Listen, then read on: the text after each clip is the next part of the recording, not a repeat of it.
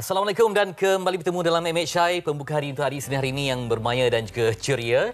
Saya Fitri Yahya. Dan saya Hazrina Kasim. Pagi ini kami nak mulakan siaran MHI dengan memberikan anda kabar gembira yang manis-manis, yang indah-indah belaka. Ini sejarah yang terukir untuk Media Prima Berhad, di mana Sabtu lalu kita telah pun mengungguli 17 anugerah di Anugerah Seri Angkasa. Sekejap silakan. Okey, ini dia kemenangan daripada keluarga MHI sendiri, Fitri Yahya. Terima kasih. Dapatlah rasa juga sebagai pengulas TV terbaik, salah satu anugerah yang dimenangi pada malam tersebut. Kita juga nak ucapkan tahniah kepada Fiza Sabjahan sebagai pengacara TV terbaik. Ada 17 anugerah semuanya. Ulas sedikit. Itulah dia, nak maklumkan bahawa sepanjang kategori ini diwujudkan, ini pertama kali dia mendarat di Sri Pentas. Alhamdulillah. Okey, jadi kalau ikutkan, biasa orang kaitkan kalau pengulas ni hanya pengulas sukan. Betul. Tapi saya diberitahu oleh sahabat saya yang pernah menang sebelum ni, kena tukar. Kena mungkin ulasan yang berbeza sikit. Sebab kita dah zaman kan semakin berubah kan. Ulasan tu mungkin lebih luas lah. Jadi insyaAllah saya telah membawa isu tentang keamanan di Syria. Jadi mungkin juri melihat itu kupasan yang mendalam tentang isu-isu yang jarang dibualkan dalam ulasan TV. Dan saya juga percaya apa yang saja kita perolehi kan, anugerah-anugerah ini daripada Fitri Yahya. Ada ramai sebenarnya, Rishi, Hairul, Christine, kita ada Hafiz. Banyak sebenarnya kalau kita nak nikah daripada 8TV, TV9 dan juga TV3. Tahniah kepada semuanya. Kalau nak tahu cerita manis ini, kita akan bawakan esok. Kita ada Ali Imran juga yang menang untuk Club Podcast. Tahniah Siti Mimah. Kita ada Zeti Adriana untuk liputan khas. Betul. Pelakon cilik juga dari TV3. Betul. Ni Rishi. Semua ni kita akan bersamalah esok. Kalau anda nak tahu lebih lanjutlah pengalaman mereka dalam dunia penyiaran ini, pastinya inilah yang kita nak bawakan esok hari Selasa di MHI. InsyaAllah. Okey, seterusnya pagi ini juga cerita manis. Ini keluarga 3 generasi. Saya percaya kalau anda mendengarnya pasti memberi inspirasi yang sangat luar biasa, di mana keluarga ini daripada datuknya, anak, menantu dan juga cucu berjaya mendaki Gunung Everest. Itu dia. Biasa kalau nak bawa anak keluar ni macam payah sikit. Betul. Terutama kalau hobi yang melibatkan tenaga. Zaman teknologi orang nak relax ya. Tapi mereka berjaya menukar semua itu. Dan memberikan satu perspektif berbeza kepada aktiviti bersama dengan keluarga. Bayangkan dalam banyak-banyak tempat percutian, Fitri, saya pun tak faham kenapa keluarga ini memilih untuk bercuti mendaki Gunung Everest. Sebab cabarannya cukup besar, apatah lagi kalau membawa anak kecil kan, yang paling kecil 12 tahun. Itu dia. Jadi kita teruja sebenarnya. Baik, kita nak bersama dengan 5 individu di MHI pada hari ini. Semua datang hari kalau ini. kita sekali imbas nampak macam nak buat game show keluarga kan. Tapi tidak, ini mereka memang dah terbukti berjaya di generasi daki Camp Indo Everest ya. Kita bersama dengan Baharudin Abdul Ghani. Assalamualaikum. Salam. Umur 70. 70 ya. 70 71 bulan Februari ni. 71 tahun. Wow. Cik Baharudin. Okey, kemudian Dr. Omar Badrin. Ya, saya. Anak kepada Cik Baharudin. Anak sulung. Dibawa Intan Suraya, menantunya. Okey. Kita ada Lily Omar. Anak yang ke nombor 1. Nombor 1. Umur berapa Lily? 14 tahun. 14 tahun. Dan yang paling bongsu Isa Omar. Ya. Isa Omar berapa? Saya 12 tahun. 12 tahun. 12 tahun, serius dia pagi ni. Okey, kita nak mula bercakaplah, berkongsi pengalaman sebenarnya ya.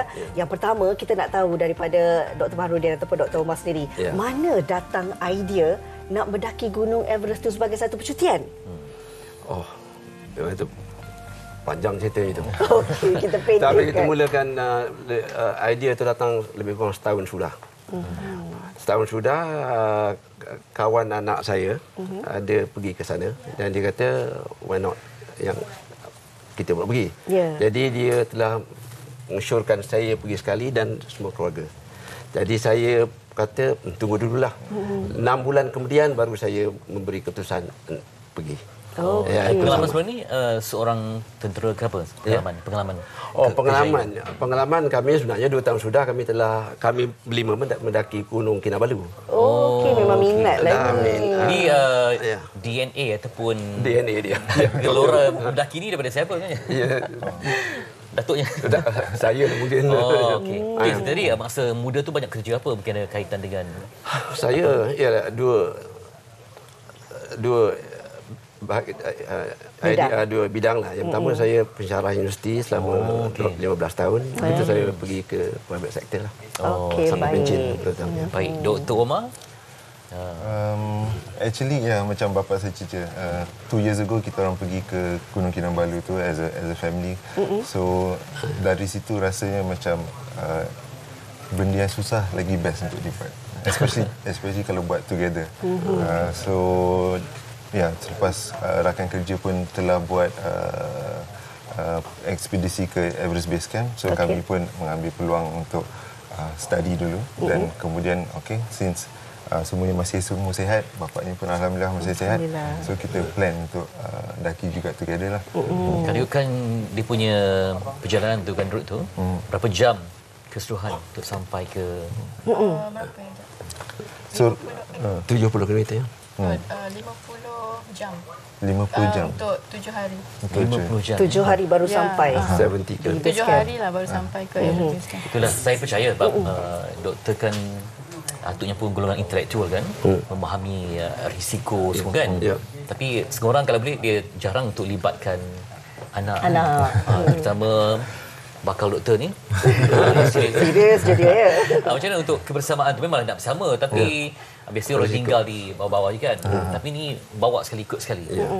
Ibu ya mungkin memberi kelulusan ke macam mana? Okey, kami berlima dan ada lagi 4 ahli kumpulan yang lain lah. Yang pergi bersama. Lepas tu kami ada dalam 3 orang guide. Jadi saya memang paling lambat lah, paling slow. Jadi kami tak sekali lah kiranya pergi tu berpecah sikit lah. Selalunya Omar dengan anak diorang sekali. Lepas tu saya selalu kat belakang sekali lah dengan bapa. Lepas tu dengan guide. Macam tu lah. Tapi alhamdulillah lah semua sampai. Okey. Kita nak tanya dengan Lily dan juga Isa sebab ini pengalaman pertama kan. Gunung Everest ni bukan calon-calon gunung kan. Betul. Pasti ada latihan tertentu yang telah pun dilakukan, latihan fizikal dan juga mental. Apa persiapan yang dilakukan untuk memastikan ketahanan sewaktu nak naik ataupun daki gunung ni? Okey. Pertama, buat latihan apa? kekuatan mental memang kena kuat lah. Pernah tak rasa macam nak surrender? Okey, berhenti je lah. Okey, patah balik lah. Ada tak? Hari ke Dilo Buce, sebelum kita nak ke EBC, sebelum waktu saya bangun tu saya macam kenapalah saya buat macam ni. Baru terfikir. Lepas tu tapi give up tu bukan option lah. Kita memang kena teruskan. Latihan yang paling susah apa agaknya sebelum daki gunung? Kita setiap hari Sabtu kita mendaki Gunung Pulai. Setiap hari Sabtu? Untuk dapatkan stamina Untuk 3 bulan actually. Every Saturday kami pergi ke Gunung Pulai. Roughly around 15 km. Elevation lebih kurang 600 meter. Macam Isa pula. Isa sebelum tu nak tanya, apakah cita-cita anda? Menjadi? Nak jadi apa? A. Juruterbang. B. Doktor perubatan. Ada pilihan C. Penyanyi. Jadi apa? B. Oh, doktor perubatan juga. Okey. Kakak tadi macam ada tempat yang dia rasa macam nak patah balik kan? Ya. Macam awak sendiri macam mana? Memang tak ada masalah ke atau memang awak yang paling manja ke macam mana? Tak ada rasa nak patah balik. Wah, semangat ya. Sebab apa? Ada apa motivating factor? Ayah akan bagi reward ke lepas tu? Atau macam mana? Malu dia. Okey, kita nak tanya dengan doktor sendiri kan. Kalau kita lihat pendakian Gunung Everest ini adalah satu cabaran yang sangat besar. Apatah lagi pergi dengan sekeluarga kan. Dari segi kesihatan sewaktu berada di sana macam mana? Iyalah, ini saya kata ini bukan percutian. Ini pergi ni makan angin. Angin yang makan kita. Memang terlalu keras anginnya, sejuk dan sebagainya. Memang. Jadi kalau kita sampai di sana, kita kena bersedia dengan penuh semangatlah. Dan sebagaimana cucu saya kata tadi, kadang-kadang kita rasa nak give up. Tapi paksa teruskan. Dan tiap hari kita akan teruskan dengan cabaran yang kita tahu cabaran kita. Dari segi itulah mungkin bila dari tahap ke tahap cabarannya cuaca. Mungkin ada yang itulah kadang kita ada masa macam asma ke ataupun ada penyakit yang berkaitan dengan persediaan kan. Jadi tak ada gangguan tu mungkin. Well, sebelum pergi lagi kami dah make sure ayahnya sihat dululah, proper medical check up. Siap because faktor umur kami pergi buat angiogram, make sure jantung tak ada masalah macam tu. Well, sepanjang perjalanan tu semakin tinggi kami mendaki, obviously oksigen kita akan makin rendah lah. Dan masa tu kita betul-betul rasalah penat. Just 2-3 tapak pun dah rasa macam dah mengah macam tu. Apakah lagi bawa bag lagi. So sebelum tu memang satu preparations medically and dua is physically lah. And as Lily mention tadi, mentally lah yang actually yang membenarkan kita actually sampai ke sana ya. Kalau bagi mereka di luar sana yang hari ini ada rasa keinginan untuk ke puncak Gunung Everest ini, mendaki Gunung Everest ini, mungkin boleh dikongsikan secara totalnya anggaran kos tu berapa yang perlu disediakan? Sebagai persiapan. Sebagai persiapan, saya rasa sebelum pergi mungkin pakaian semua tu mungkin dalam RM1,000. Dan kos per person untuk lebih kurang 14 hari mungkin dalam RM10,000 lah saya rasa. Okey, baik. Dan Puan Intan juga saya percaya yang menjadi kerisauan kat sini anak-anak kan. Risau kalau anak-anak jadi apa. Waktu tu mana dapat semangat untuk biarkan anak-anak juga teruskan misi ni, ekspedisi ni? Sebab saya tahu alhamdulillah lah dia orang ni memang sihat lah selalunya. Tak ada masalah apa-apa pasal kesihatan kan. Jadi masa perjalanan tu ada lah sekali tu Isa sakit perut sebab dia terminum macam mungkin jus yang dah expired ke saya tak pasti. So malam tu dia macam tak berapa sihat tapi alhamdulillah esok paginya dia okey dah. Jadi tak ada masalah lah setakat masa tu. Okey, jadi ini mungkinlah gunung yang luas ni ada banyak dia punya route kan. Ini memang sangat saya kira yalah pastinya sebenarnya ada banyak keluarga yang telah sampai kan. Jadi mereka memastikan keselamatan dan sebagainya. Kalau ikutkan berapa ramai pengiring yang perlu ada kalau dalam sekali trip tu? Yang berapa ramai pengiring? Dia macam ni. Syarat keselamatan. Di situ ada syarikatnya yang Nepal tu dia memberi kita 5 orang untuk angkat beg. Dan dia yang ketuanya. Jadi satu orang Sherpa tu, Sherpa tu yang angkat beg kita yang besar tu dia angkat sampai ke tiap perhentian tu. Kita bawa beg kecil saja untuk minum dan sebagainya. Itu yang persiapannya. Yang keduanya saya rasa semua jalan tu memang mencabar tapi ada bahagian yang lebih mencabar. Terutama bila kena naik di bukit tinggi dan jalannya berbatu-batu. Jadi saya sebagai orang tua ni letakkan tapak step tu kena betul. Sudahlah lepas 3,500 meter aras sea level ni, dia mula ke tahap oksigen rendah. Jadi kita kena berehat lama, kita kena tentukan dapat nafas yang sedang semula dan kita tidak boleh mendadak begitu, tak boleh rushing ya. Semoga nanti ada banyak lagi sejarah tercipta untuk keluarga ini. Terima kasih kepada Sheikh Baharudin, Dr. Omar, Puan Intan Suraya, Lily Omar dan juga Isa Omar yang bersama kami untuk hari ini. Okey, awak punya tagline hidup apa? Slogan hidup. Prinsip Be the ada. best ke apa? Be the best. Apa yang selalu awak pegang? I love you ke apa? Uncle Patrick suka tanya mengejut. Awak suka kena ready. Ada? Ada. Jadi malu dia. Tak apa, nanti kita sembang. Okey. Lily? Untuk saya Just have fun. Just have fun. Kat tangan dia pegang beg kecil tu. Semangat Apapun, terima kasih kita nak ucapkan kepada keluarga ini. Lepas ini mungkin ada lagi misi ekspedisi yang seterusnya kita nantikan. Dan kita nak berehat seketika, Fetri. Nanti kita nak share pasal ancaman. Kalau rasa terancam, kewangan, keugutan, hubungan terlarang ke apa-apalah yang mungkin menyebabkan pribadi anda, kita akan bincang nanti bersama dengan peguam di sebalik komplikasi kes melibatkan ancaman ini. Selepas ini, Diam Syai.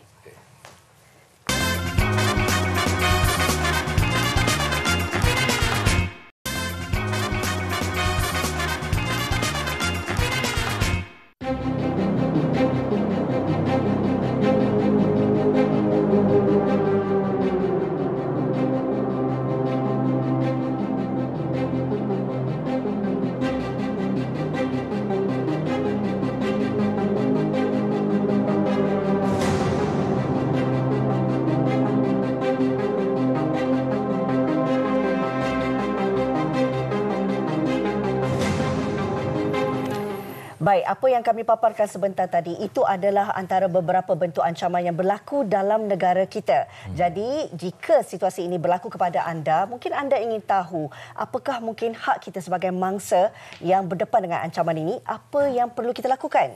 Baik, ancaman ini mungkin menjadi meluas dan kita akan bincang apakah tarifan yang menjangkaui dalam usaha kita untuk dapatkan ambil tindakan. Jadi kena faham dululah itu dikategorikan sebagai terancam atau bagaimana. Bersama dengan peguam bela, saya rasa Rina yang hanya sesuai menyebut nama individu ini.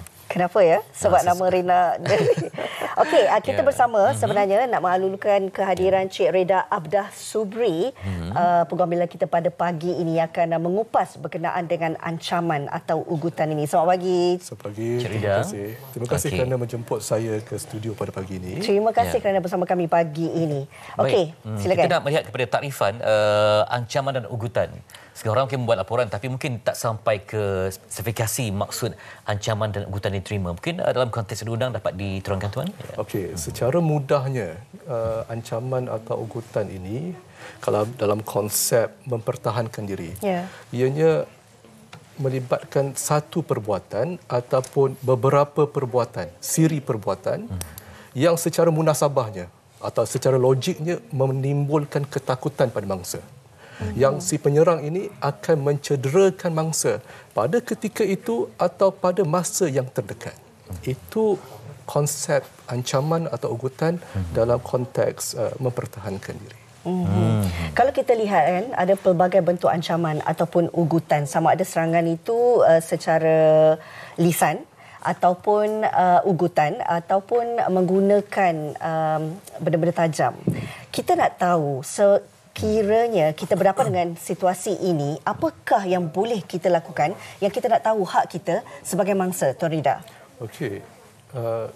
Konsep mempertahankan diri ini bukan satu hak yang very absolute. Okey. Ianya ada limitasi perundangan. Okey, alright. Itu kita kena faham dahulu. Konsep mempertahankan diri ini bukan absolute, bukan mutlak. Okay. Yang kedua ialah mempertahankan diri ini bilakah hak itu boleh diguna pakai.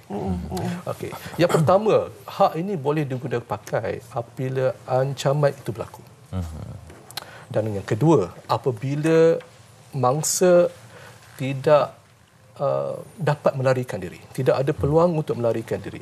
Dan yang ketiga ialah apabila mangsa tidak dapat perlindungan daripada pihak berkuasa pada ketika itu. Dan pada masa itulah hak mempertahankan diri itu telah bermula. Tetapi hak mempertahankan diri ini juga akan terhenti secara automatik dalam beberapa keadaan. Contoh? Contoh dia yang pertama, apabila ancaman itu telah dilumpuhkan ataupun telah dihentikan, dan you have no right no more untuk for self defense. Yang kedua, apabila penyerang itu melarikan diri. So you tidak boleh gunakan kekerasan lagi. Yang ketiga, apabila pihak berkuasa telah datang ke tempat kejadian dan membantu anda. So hak mempertahankan diri itu akan terhenti secara automatik bila keadaan ini berlaku. Okey. Yes. Dan jadi dalam zaman yang semua moden ini amat penting kepada pembuktian ya. Betul. Kalau kereta dengan dashcamnya, kemudian rumah CCTV supaya dapat membuktikan kita punya intensiti ancaman tu. Jadi kadang-kadang kita ni nak menilai jugalah sama ada kita ni yang terlebih overreact ke atas apa yang ancaman. Sebenarnya macam kita duduk berseorangan, ada sekumpulan motosikal datang ke, kita rasa terancam padahal tidak. Jadi amat penting disarankan tuan untuk ada apa-apa beban pembuktian itu. Okey, beban pembuktian untuk pembelaan hak mempertahankan diri ini adalah sama macam mana kes. Tapi bergantung kepada apakah bukti yang boleh diberikan kepada pihak berkuasa ataupun apakah bukti yang pihak berkuasa boleh kumpulkan untuk mengesahkan naratif kita. So, soalan Cik Fitri tadi, bila berlakunya ancaman pada kita dan pada masa itu kita tidak bernasib baik, tidak ada lokasi yang kita diancam itu, tak ada CCTV dan dashcam. What should we do? The question marks here, what should we do? So, sebagai peguam dan juga sebagai pengamal undang-undang, saya sarankan kepada semua penonton MHI untuk terus buat laporan polis. Dan untuk pengetahuan Cik Rina dengan Cik Fitri, actually pihak polis ada satu aplikasi. I can't remember the name. It is aplikasi yang boleh dimuat turun daripada Google Play dan juga Apple Play, bahawa apabila selepas kejadian saja, gunakan aplikasi tersebut, terus buat laporan kepada pihak polis. Dan dalam masa sama juga, you boleh memuat naik gambar tempat kejadian, gambar kecederaan yang kamu hadapi kepada pihak polis. So, kelebihan dekat sini Cik Rina dan Cik Fitri, bila you buat laporan polis secepat mungkin, siasatan boleh dilakukan secepat mungkin. Dan ketika bukti-bukti itu masih lagi segar. So, bila kualiti keterangan dan bukti itu bagus, yang tinggi, ia dapat mampu menentusahkan naratif pihak mangsa. Okey, saya ada persoalan. Sekiranya kita dah membuat laporan, kemudian dalam keputusan tersebut dikatakan bahawa bukan mangsa, tapi mereka yang melakukan tindakan tersebut adalah mereka yang mempunyai masalah mental. Ini situasi yang saya kira banyak berlaku. Bila berlakunya kejadian ancaman sehingga menyebabkan kes bunuh dan sebagainya, alih-alih kita dapat tahu bahawa mereka si pelaku adalah mengalami masalah mental. Bagaimana dengan situasi ini? Okey, the issue ialah orang dalam bahasa pasarnya kita kata orang tidak siuman ataupun orang gila melakukan kesalahan. Adakah mereka ini automatik dibebaskan? Betul. Okey, alright. Ada sedikit misconception di masyarakat. Jika mereka tidak sihat mentalnya, mereka boleh lepas. Tidak. Okey, dalam menentukan sama ada seseorang itu boleh dilepaskan atas pembelaan tidak sempurna akal, dalam kata-kata tidak siuman, mahkamah akan tentukan sama ada pada masa kejadian, pada masa pelakuan jenayah itu, adakah beliau waras atau tidak waras. Dan untuk mempertimbangkan ataupun untuk memutuskan faktor itu, mahkamah akan mengambil kira banyak faktor. Bukan sahaja doktor psikiatri, tapi mahkamah akan mengambil kira keseluruhan kes. Sebagai contoh, Rina, Fitri, kalau ada persediaan untuk melakukan jenayah tersebut, dia bawa pisau dalam kereta, dia bawa kayu dalam kereta, dan dia ada tujuan serangan tersebut, adakah kita boleh kata dia tidak siuman? Macam mana pula dia boleh buat persediaan? So persoalan sekarang, jika mahkamah akan lihat secara holistiknya, okey, adakah keterangan-keterangan lain ini boleh refute the allegation? Okey, baik. Dan dalam konteks dunia moden ni kan, ramai yang mungkin wataknya berbeza. Misalnya macam Cik Rina ada peminat misteri kan, sentiasa rasa diekori ke, ataupun sentiasa mendapat surat layan ke, hadiah yang tak diingini, yang rasa macam kita ni macam ada orang ikut semua kan. Betul. Kalau macam kes sebegitu bagaimana? Rasa macam terancam bimbang lah, sebab mungkin sebagai wanita yang bersendiri kan. Tapi kalau dia parking kereta, tiba-tiba ada macam notis, ada orang ambil gambar. Jadi sentiasa rasa diekori, diawasi, itu bagaimana? Okey, first of all, saya faham keadaan tu, kita faham perasaan tu. Tapi mungkin saya boleh sarankan, juga saya boleh mengingatkan diri saya sendiri. Sebenarnya kita agak tidak peka dengan surrounding kita. We are not being mindful to our surrounding. Jika kita boleh menguruskan risiko dengan cara mempertingkatkan ataupun mengutamakan kepekaan kita terhadap surrounding, kita dapat sekurang-kurangnya membuat analisa sama ada lokasi yang kita akan pergi tersebut adakah lebih berbahaya, dan jika kita a bit mindful, kita boleh baca sedikit body language seseorang itu adakah mencurigakan. So bila kita peka dengan keadaan begini, kita dah boleh buat satu drawing, satu exit plan. Jika kita berada dalam keadaan tersebut, apakah exit plan kita? So bagi saya sebagai pengamal undang-undang, pencegahan itu lebih baik. So lebih baik kita mengutamakan dulu pengurusan risiko. Okey, baik Tuan Reda. Kalau dalam situasi ini pula bagaimana? Sekiranya ancaman itu ada kekerasan. Kekerasannya contoh menggunakan pisau, parang dan sebagainya. Kita sebagai mangsa, kita nak selamatkan diri kita juga. Dan kita turut menggunakan contohlah sebagai alat untuk mempertahankan diri, kita juga ada pisau dan parang. Dalam situasi ini tiba-tiba untuk pertahankan diri kita ni, kita dah terbunuh si pelaku. Adakah ianya boleh dianggap sebagai pertahankan diri yang tidak dihukum ataupun tak bersalah lah? Right. Okay, Rina, this is a very good question. Very good question. Apakah tahap kekerasan yang boleh dilakukan? Persoalan di sini, apakah tahap kekerasan yang kita boleh lakukan terhadap penyerang? Seperti mana saya katakan tadi, kekerasan tidak boleh berlebihan. Hanya bertujuan untuk menghentikan ancaman. Tapi jika bagi tujuan untuk menghenti ancaman tersebut, dan ancaman tersebut bersifat boleh mendatangkan kematian kepada mangsa atau cedera, di bawah undang-undang dibenarkan. Tapi jika ancaman tersebut tidak bersifat begitu, tidak bersifat seksual, tidak bersifat melarikan orang atau menculikkan orang, okey, undang-undang adalah very jelas, very clear that tidak boleh berlebihan. Itulah complicated juga nak tafsirkan berlebihan. Dia mahkamah ataupun pihak pendakwa akan melihat keseluruhan kes. Dia tidak ada kita call it satu kes boleh terpakai untuk semua, tak. Dia very subjektif. Setiap kes ada keunikannya. Yes, betul. Okey. Kita nak tahu juga, ini kita lihat ancaman secara berdepan kan, face to face. Tapi kalau ancaman secara dalam talian, ini pula bagaimana situasinya? Apa hak kita? This is another interesting question. Okey, kita ambil contoh terima ancaman atau ugutan melalui telefon dahulu. Okey, melalui telefon, saya sarankan kepada semua penonton MHI, okey, untuk pertama bertenang. Yang kedua, yang paling penting is untuk cuba panjangkan perbualan tersebut. Ada rasionalnya di sini. Kerana apabila you panjangkan perbualan tersebut, okey, kita boleh buat kenal pasti sama ada ancaman tersebut bersifat realistik atau tidak. Bersifat bahaya serta-merta atau tidak.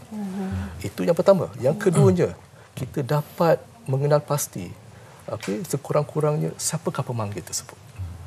Dan jika lebih baik, Cik Rina dan Cik Fitri, kalau you have your friend with you, kita panggil kawan-kawan dan dengar perbualan tersebut. Dan terus buat laporan polis supaya rakan-rakan ini boleh jadi saksi kepada you.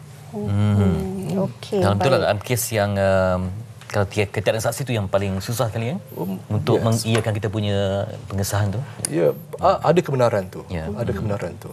Jadi apa nasihat supaya kita kalau ada kecemasan dan rasa macam perlu ambil tindakan secara guaman supaya dapat kita bawa kes ini ke depan dan rasa dilindungi serta selamat. Okey. Alright. Jika mana-mana mangsa dituduh kerana mencederakan penyerang, okey, disebabkan berlebihan. Okey, khidmat kewangan itu penting. Dan jika tidak mampu untuk Cik Fitri dan Cik Rina, saya rasa ada lebih 2 ataupun 3 institusi di dalam Malaysia ini yang menawarkan khidmat kewangan untuk orang yang tidak berkampuan. Seperti contoh Yayasan Bantuan Kewangan Kebangsaan. Di bawah Jabatan Perdana Menteri ada Jabatan Bantuan Kewangan. Dan Majlis Peguam sendiri juga ada memberikan khidmat kewangan di Legal Aid Center mereka. So, kepada semua penonton Malaysia, tidak perlu risau. Akses kepada keadilan tu terpelihara. Ya, akses kepada keadilan terpelihara. Baik, itu dia tadi. kita berbincang berkenaan dengan hak bela diri dari ancaman. Kita kena tahulah bagaimana untuk kita lindungi diri kita. Kalau ada rasa risiko dan bahayanya, kita perlu ambil tindakan. Terima kasih kita nak ucapkan kepada Tuan Rida Abdah Subri, peguam bela kita pada hari ini. Terima kasih sekali lagi. Terima kasih Cik Rina dan Cik Fitri. Baik, nanti kita nak berbincang sambutan Hari Statistik Negara dan Jubli Intan 75 tahun Jabatan Perangkaan Malaysia. Semuanya di MSI seketika nanti.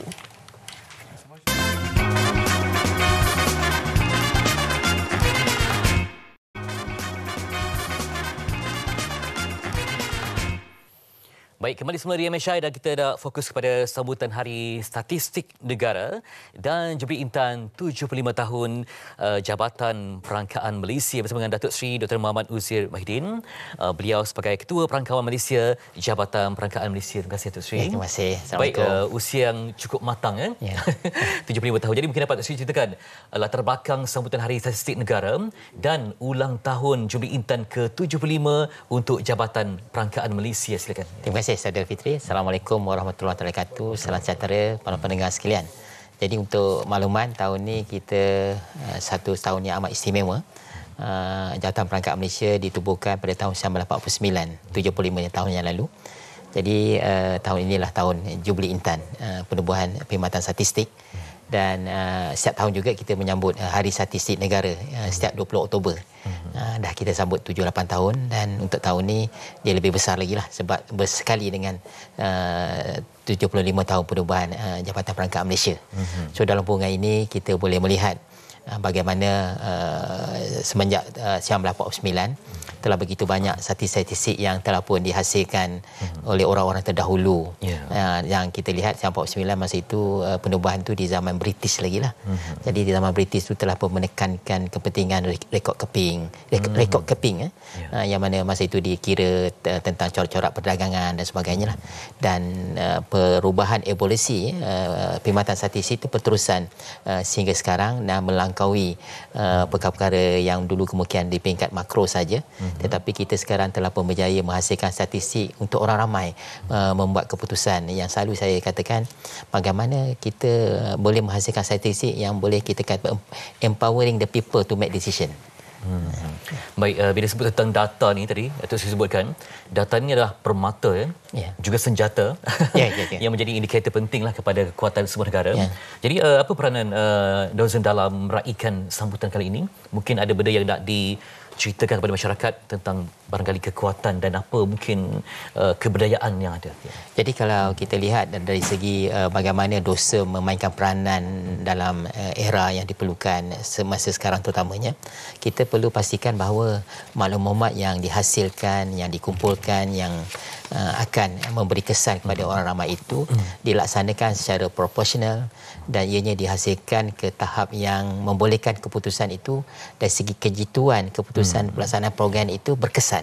So dalam hubungan ini kita bersama-sama dengan kementerian agensi melaksanakan apa juga tuntutan zaman dipanggil keperluan semasa.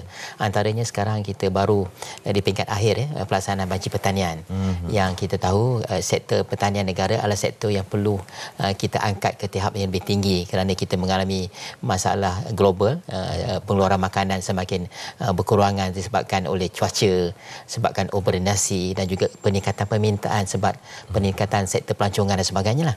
Jadi dalam hubungan ini di peringkat DOSEM bersama kita dengan kerajaan negeri dan pelbagai pihak yang bertanggungjawab terus mengenal pasti apakah perkara-perkara yang perlu diberi tumpuan, terutamanya macam saya nyatakan tadi sektor berkaitan dengan sektor pertanian. Kemudian kita melihat dari segi sektor macam mana perkongsian kemakmuran negara dapat dinikmati oleh orang ramai, konsep inclusivity. Bagaimana sebuah negara yang boleh bergerak ke hadapan itu, yang mana pentadbiran itu berpaksi kepada keadilan, keadilan sosial. So macam mana keadilan itu dapat ditegakkan jika tidak ada maklumat?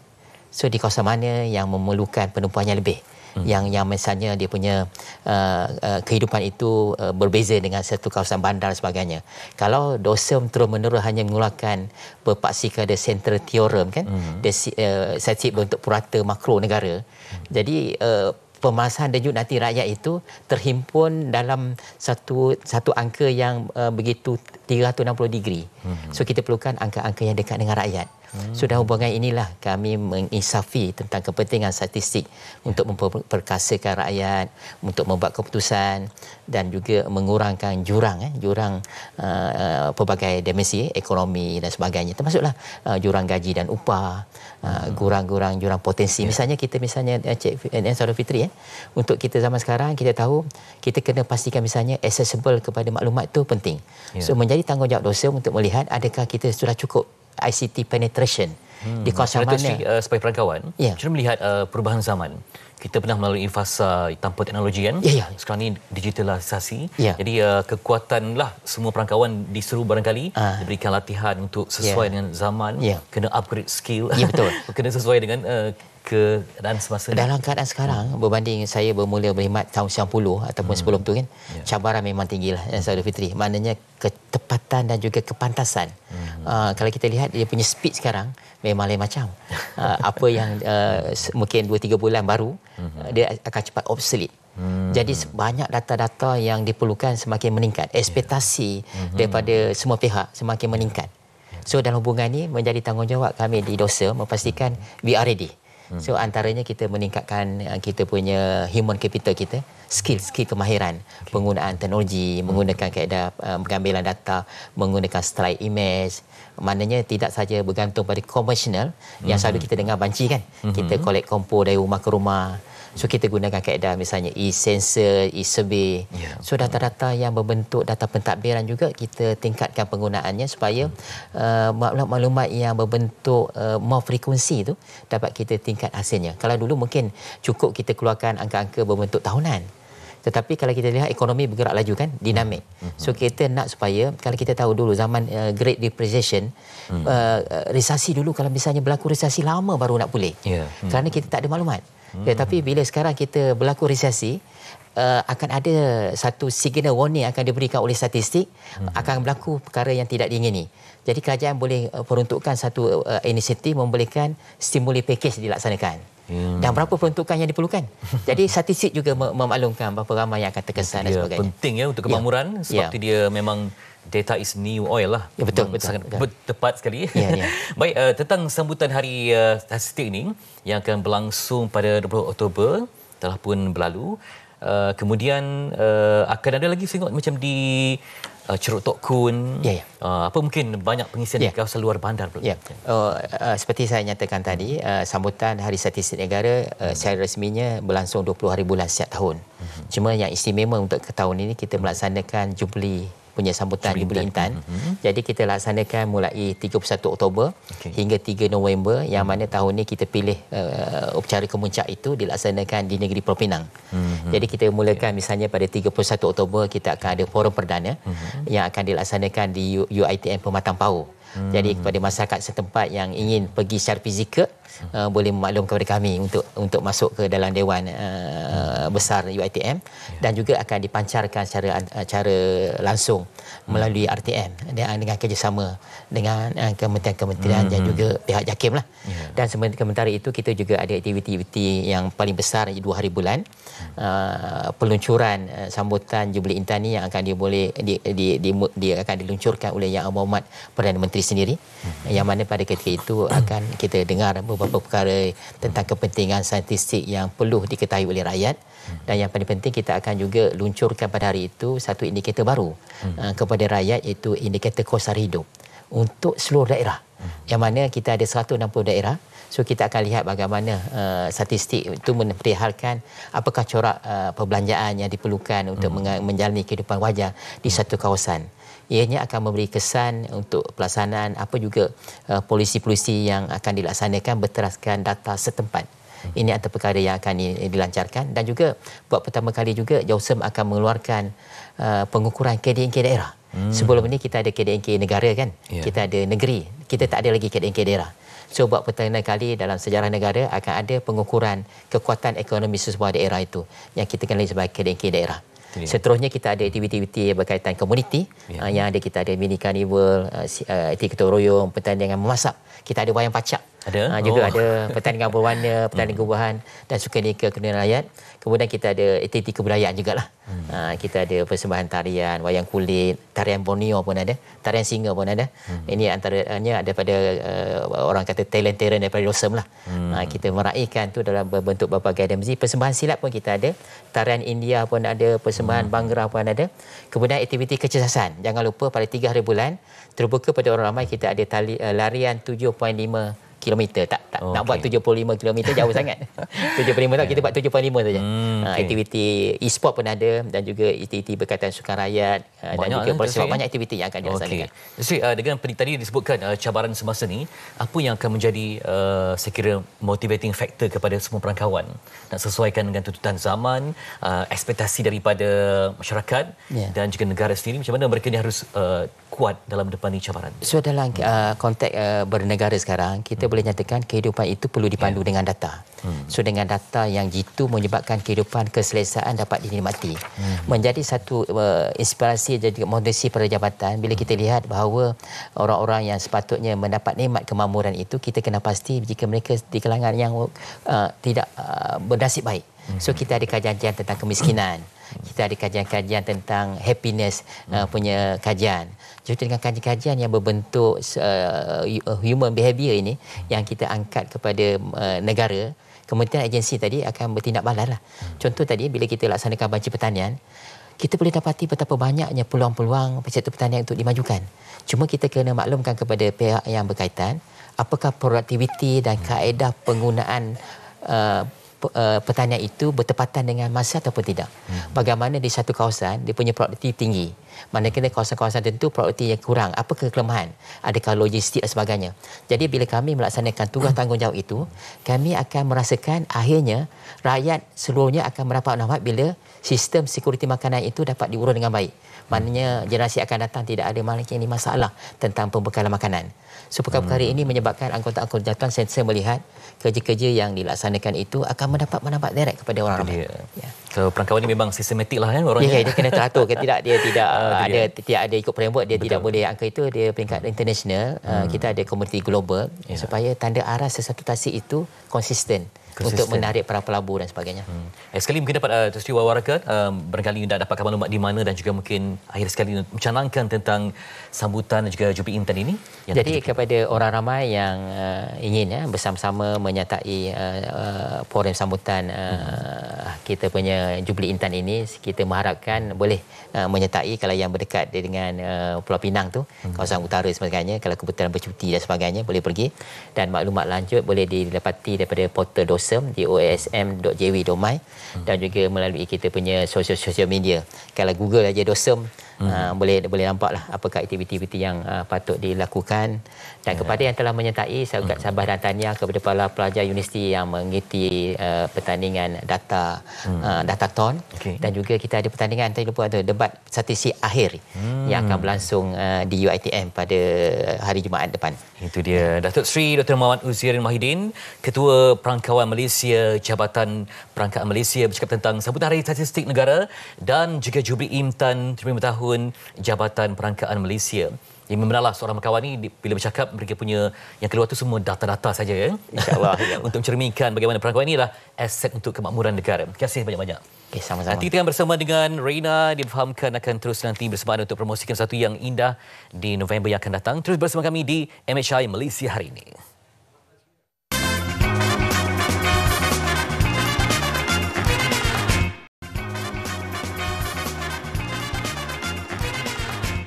Okey, ini sesuatu yang istimewa kita nak bawakan kepada penonton TV3. Jangan lupa untuk saksikan program khas Cahaya Impian yang membawa sinar harapan kepada mereka yang memerlukan. Program khas ini adalah oleh Tenaga Nasional yang bermula sejak 4 Oktober hingga 8 November ini setiap Jumaat jam 10 malam di TV3 atau anda boleh juga stream melalui Tonton. Jom kita saksikan sedutan program Cahaya Impian menyinari harapan insan. Mungkin hadiah juga dari dia untuk saya. Berusaha jugalah kalau boleh nak umur sendiri ya. Ribuan terima kasih bagi saya satu hadiah besar Mak kita dah tunggu lama dah rumah baru. Bagus bila benar. Marilah dianjur kasih ni dengan POTMB ni memang TikTok lah sini selesa sangat. Itu dia. Dan jangan lupa untuk anda meriahkan Karnival Jom Heboh Babas pada 1 hingga 3 November ini di Padang B Angsana Johor Bahru Mall. Dan ayo datang beramai-ramai ke booth Babas untuk dapatkan pelbagai pack produk Babas secara percuma, promo goodies bag bernilai RM10 dan menang banyak hadiah menarik di Babas. Ada juga banyak sampling makanan yang diberikan secara percuma, demo masakan dan aksi roti terbang oleh The Flying Chef. Chef Mat akan bersama anda untuk memberikan yang paling istimewa sebenarnya, penampilan khas personaliti media prima Berhad di booth Babas sepanjang 3 hari Karnival Jom Heboh Babas di Angsana Johor Bahru Mall. Jom, jom, jom. Jangan lupa datang. Jumpa anda di sana. Oh, siap nyanyi lagi ya? Teringat lagu Jom, Jom, Jom, Jom. Okey, baik. Reina diubah makan seperti merpati, betul ya? Kenapa saya? Mati. Kenapa tu? Dia jinak, tapi ada ancaman jugalah. Ancaman. Merpati ni sering dikaitkan dengan jinak, keindahan. Tapi ada juga sukan untuk didekati. Okey, ini sebenarnya berkaitan dengan topik esoklah yang kita nak bawakan. Sebenarnya ancaman merpati terhadap kesihatan. Kalau kita lihat minggu lepas memang ada dalam akhbar kan berkenaan dengan ancaman merpati terhadap kesihatan manusia. Terutamanya najis merpati ni lah. Betul, dia mungkin bila kering tu nanti ditiup angin, mungkin ada yang alahan ke, dan mungkin juga ada impak lain terhadap merpati dan kesihatan ini. Kalau anda terlepas tontonan MSI pagi ni, jangan lupa untuk stream melalui Tonton. Boleh langgan RM9.90 saja untuk ikuti pelbagai hiburan menarik di Tonton. Kerana nanti November semuanya akan berubah di MSI. Nantikan. Jumpa lagi. Assalamualaikum. Bye. Persiapkan kata-kata untuk lontar padanya. Nada-nada cinta kekal untuk bersama. Siang-siang bagai digantung hantu, malam-malam bertemankan angin rindu. Gila-gila aku menjadi liar, mami, ay mami, ay mami.